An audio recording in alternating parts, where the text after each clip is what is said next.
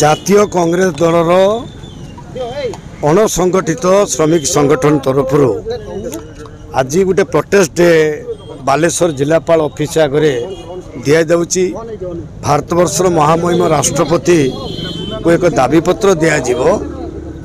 बड़ दुख एवं अनुतापर विषय रथयात्रा समय संविधान सुरक्षा कवच झारखंडर पूर्वतन मंत्री अधुना महामहिम राज्यपाल ओडिशा रे तांकर पुओ समेत 4-5 जन जेभली वैकुंठ प्रधान को आक्रमण कले एटा वास्तविक निंदनीय।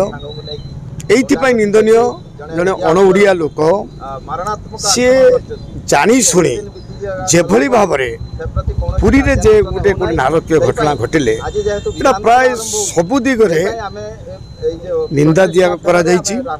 ये बाबद माननीय मुख्यमंत्री महामहिम राज्यपाल को मध्य जनागला परे घटनार 15 दिन घटीगला परे भी 8-10 दिन घटीगला परे कौन सी प्रकार दोषी विरुद्ध कार्यानुष्ठान महामहिम राज्यपाल संविधान रक्षा कवच हुई किभली भाव निर्देश देना पुलिस डीजी को तांकर पुओ हो बा झी हो गिरफ न करबा पई एटा बड़ दुर्भाग्यजनक। ये हूँ गणतंत्र को हत्या करिबार उद्देश्य।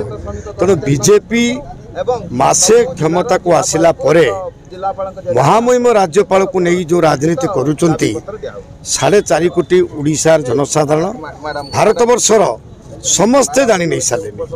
आमे दाबी करुचु तुरंत महामहिम राज्यपाल को एठू अन्यत्र बदली करा जाऊ महामहिम राष्ट्रपति करंतु एवं जो माने दोष करिसंती तांको विरुद्ध रे दृढ़ कार्यानुष्ठान ग्रहण करा।